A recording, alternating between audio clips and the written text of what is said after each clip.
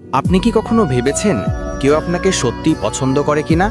কিছু মানুষ সরাসরি বোঝায় না, আবার কিছু মানুষ মুখে যতটা ভদ্র মনে ততটা আগ্রহ দেখায়। কিন্তু ডার্ক সাইকোলজি জানায় আপনি মাত্র 3 সেকেন্ডে এবং 3টি ছোট সিগন্যাল দেখিয়ে বুঝে নিতে পারেন মানুষটি সত্যিই আপনাকে পছন্দ করছে নাকি শুধু ভদ্রতার অভিনয় করছে।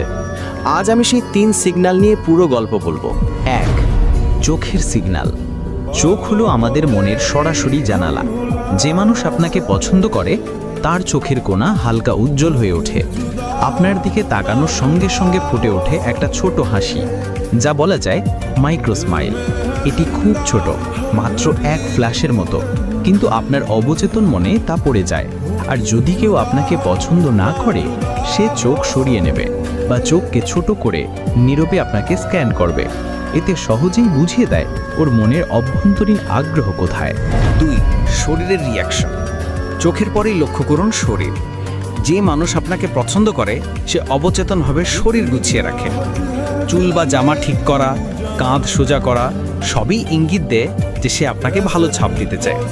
তাহলে সে আপনার সামনে স্থিরভাবে দাঁড়ায়, সামান্য ঝুঁকে আসে যেন আপনাকে খেয়াল করে।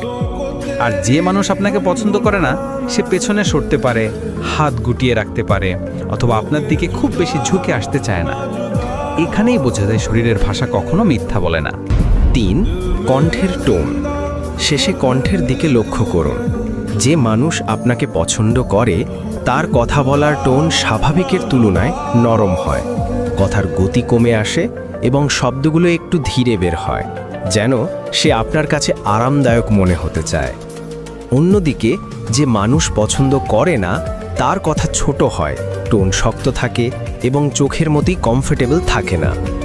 উদাহরণ, ভাবুন আপনি কাউকে প্রশ্ন করলেন, আজ কেমন লাগছে?